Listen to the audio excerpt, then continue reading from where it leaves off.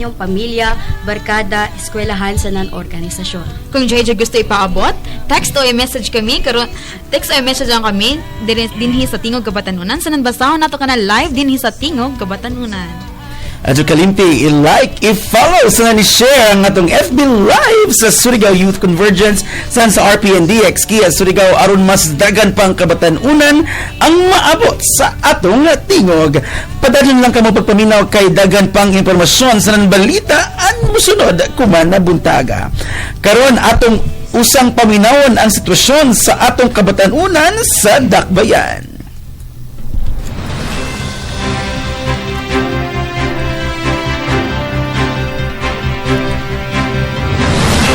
Kini ang atong mga balita may tungod sa kalambuan sa Kabatanunan. Surigao City Tourism and Cultural Affairs misaulig sa National Arts Month 2026 pinagi sa 4th Florentines Painting Contest. Aniya sa Janelle Villar para sa iyang report. Isip kabahayan sa tinuig nga pagsaulog sa National Arts Month ang Dakbayan sa Surigao nangandam alang sa isa kadakong kalihukan sa sining nga maghatag o pasidungog sa kahanas sa mga lokal. Ang 4th Florentinos Junimpas on the Spot Painting Contest o Art Workshop ikatakda ngay paigayon karong Pebrero 4, 2026 dito sa City Cultural Center ning Dakbayan sa Surigao. Aron mapalambo ang kultura o mapakita ang talento sa mga visual artists sa rehiyon. Hini nga inisyatiba nagtumong sa paghatag og plataporma sa mga magpintor nga mapadayag ang ilang walay samang talento ug makakat-on gikan sa mga eksperto sa industriya. Ang kalihukan abli alang sa tanang mga visual artists nga nagpuyo sa tibuok Caraga region. Kini usa ka buyawanong higayon alang sa mga pintor gikan sa Agusan del Norte, Agusan del Sur, Surigao del Norte, Surigao del Sur ug Dinagat Island nga magtapok ug magsaulog sa mabulokong sining sa rehiyon. Dugang paniana masiguro pod ang patas nga kompetisyon ug nga maong gibahin ang contest sa duha ka kategorya. Una, ang professional category, diin ang mga partisipante niini nga kategorya kinahanglan mo gamit og canvas nga adunay gidak-on nga 18 by 24 pulgada gamit ang oil in canvas. Ikaduha, mao ang student category alang sa mga batan-ong visual artist, diin ang gidak-ong canvas nga gamiton kinahanglan nga 16 by 20 pulgada o mamahimong mugamit og acrylic o oil in canvas. Kini nga mga teknikal nga detalye nagsilbing giya sa matag pagpipintor nga makapangandam sa ilang mga kagamitan sa dili pang adlaw sa kompetisyon. Ug sa mga premyo, ang mga mananaog makadawat usab og kwarta isip pahalipay sa ilang pagpadayon o pagmugna og sining. Gidapit usab ang tibuok komunidad sa pagsuporta o pagsaksi sa maong kompetisyon aron mas mapalig-on ang atong lokal nga kultura upay gugma sa sining. Para sa dugang pangutana o klarifikasyon, mamahimong kontakon si Mr. Len Rosa Regala sa numero 0930-51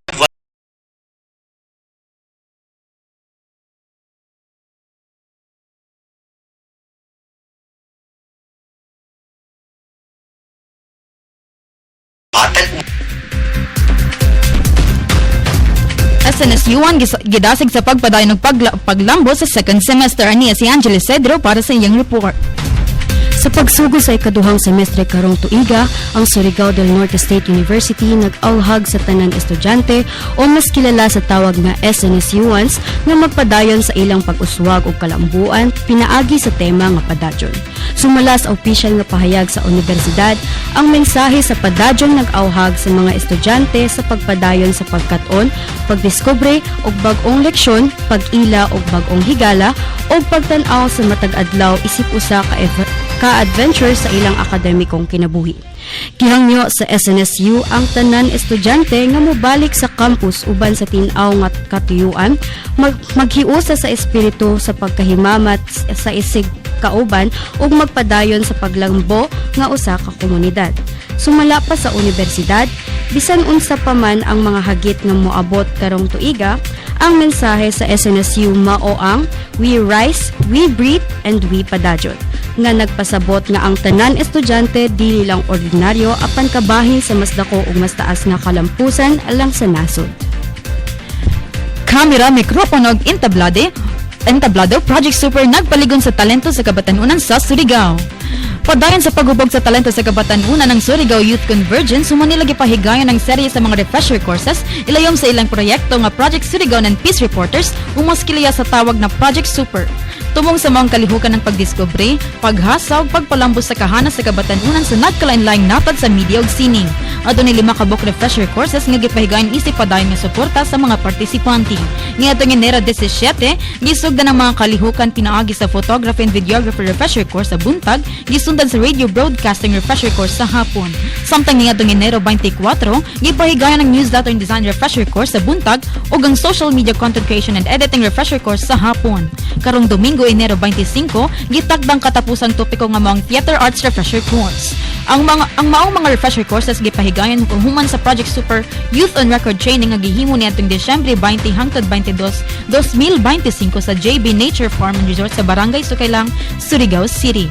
Sa ilayon sa proyekto, gihatagan ng duha ka higayon ang matag partisipante aron makapil sa duha ka nagkalain-laing topiko aron mas mahibayan nila kung hay sila masangay og diin mas mutubang ilang mga talento. Pinaagi sa Project Super, nagpadayon ng Surigao Youth Convergence sa pagpaligon sa tingog, kalisto o kumpiyansa sa kapatanunan gikan sa kamera, padulong sa mikropono o hangtod sa entablado. Og mao kadto ang mga balita nga nasagap sa atong mga kabatanunan sa kahanginan.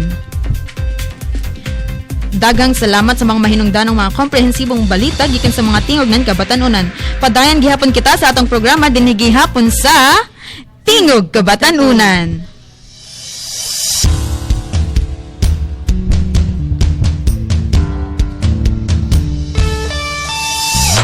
Okay, karon pipil atong pila ang atong topic kamon na adlaw mga kaigsunan. Of course, before that, maradyo na pagpaminaw sa tanang mga naminaw karon na diaon kuman sa mga kadagatan maghini-hini kita kay bagan bayod-bayod ra ba, oh? Basin diaon na siya maglangoy-langoy, oh. So I hope that everybody's safe today. Today is Sunday, January 25. My God, 1 week ra kan mahuman sa ban January. Okay, sweldo na sa. Thank you, Lord. And of course, mga kaigsuunan, February na sa Dajan next week. Yes. Lagi na ba kamo duha? Murag dili pa kami ready sa Rax, no? Pero even so, magpadayon gihapon kita, no?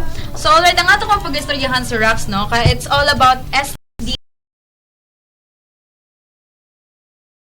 Si Angeli, unsa din ang SDG number 4? Ang SDG number 4 nato is ang quality education. No, actually mo connect siya sa event nato kahapon sa Ateneo, which is the International Education Day, no. Yes, So- kay January 24 is the celebration of the International Day of Education. So it's a reminder, no? Natanon kita mga kabatanunan, apil pa ako di doon because I'm still on the verge of 1 to 30. Oo.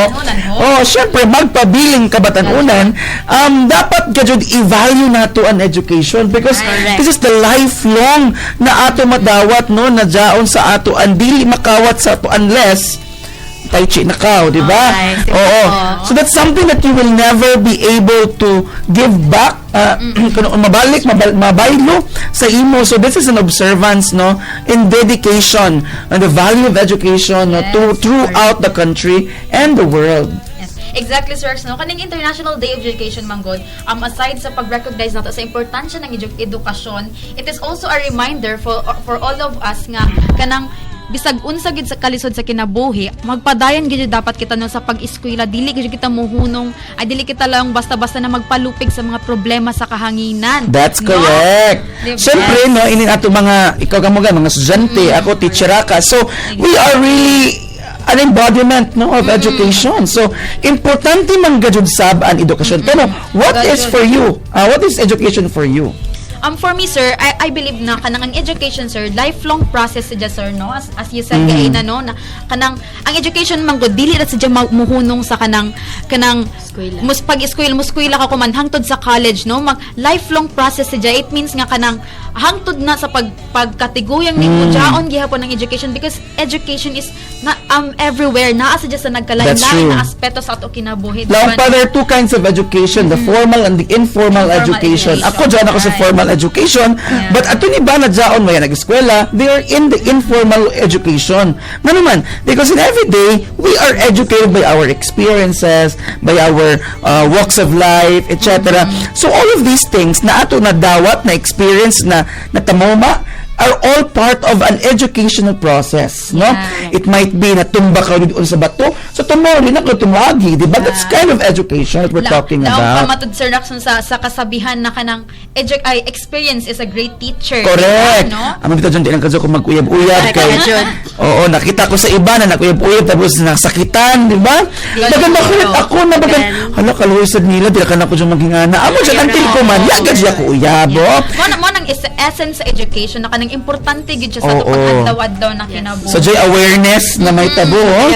Oo, kung makita ko nan dyan, yung ani ng mga red flag sa isa kalayako, sa kababaji, di lang kasi ka makipag-iban, di ba? O, na that's the true essence of education. Kaya mataga ang kaunan ahead of time na knowledge, awareness, para di na mabutang ka sa isa ka butang na dyan ka sa dyan, may mayaot na kahimtang, di ba? But if dyan na itabo lang sa imo, nabutang ka sa kahimtang na di mo gusto, dawato na to dyan, i-embrace na to dyan si dyan. Blessings, gihapon. Correct ka dyan si dyan. So, ano dyan? Dyan ba ito, chika? Actually i-chika no sirs no, despite sa ongoing improvement Correct. sa ato education, naagyapon tay problema nga gina-face no ati Tinuod dyan. Sa din ng mga problema ati Angeli. Actually, hamok gajud kita atong mga problema no sa education no, pero mostly gajud sa ato kuman no, nag-agi man gud kita ng COVID ati Ash no. So like joy gajud ato stress and anxiety na nagikan sa COVID-19 na pandemic no. Kibali nag-adjust pag bitaw kita sa medium bitaw na ato ginagamit ati Ash no. No, exactly ati Angeli no. Kana mo gud na ay one of the main factor gyud sa ongoing problem karon sa education is ang katug yung COVID-19 pandemic na nahitabo katong last 2019 to 2022, right? Kaya gani mga na-COVID na nagtago-tago ra, yara ka nagpa-hospital o, nira. That's education. Yes. Kabayo ka na mutago akang kao. Kay kung magpa-hospital ka, di na mo kagawa 15 days, di ba? Parating na Oo. kumbaga.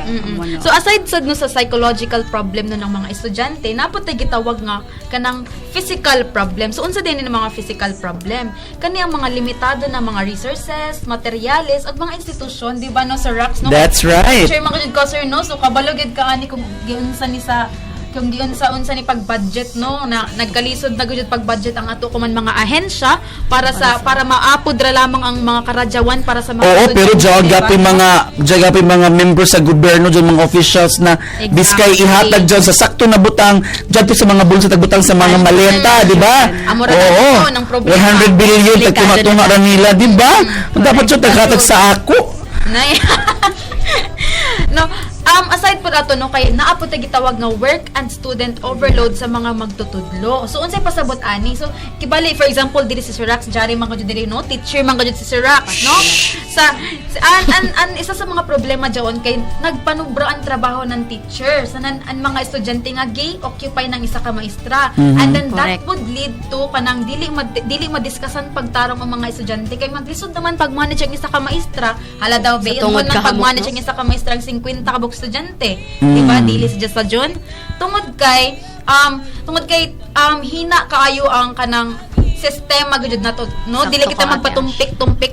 Hina gud ang ato ang sistema diri sa ato ang nasod. Kailangan dun sa i-reform. Diyan Oh, dapat yes. i-reform dyan na siguro kung man generation tagsugdan naman dyan si Zan, look forward for the next generation na kamunay mag-lead dyan si Zan. Makita ka dyan tinuod na value ng education.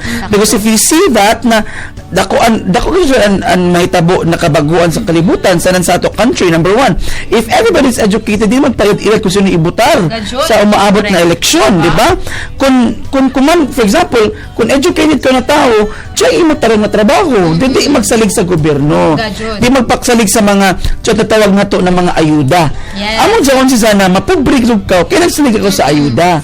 So amo dyan na importante rin education because that allows us to get out from poverty. Yes, And you know exactly, what? sir, no? This month of January, we're also celebrating the month of anti-poverty. Yeah. Oo. Tag-search na ako dyan gaina. Poverty Grabe. Awareness Month kuman na kaigsuuna, no? Grabe. Oh, so kailangan nato kumutabang sa ato kaugalingon para mas mual sa kita gawas sa ka pobre. Pero aside sa no Sir Rax no sa atong kaugalingon, ato sabi call out no ang mga ahensya na obligado mo tabang sa Correct. ato, no? Dili ra kay nagkinahanglan na ng own improvement sa ato ang mga sa isig katao, but also the institution them itself. Kay ang poverty mong diri sa ato country sa Pilipinas, kumbaga lang pa Ate Angelino systemic no, kay nagistoryahay mi ni Ate Angelino murag nakaingon mi nga unsa day root causes ng problems diri sa Pilipinas. I could say good nga systemic gid siya, kay from the institution guba-guba ang paghandle ng institution. So murag dili kayo matarong pag-manage ang kwarta, of course, and of course ang mga tao, and without education ang mga tao kay magpailad sa kwarta, di ba no?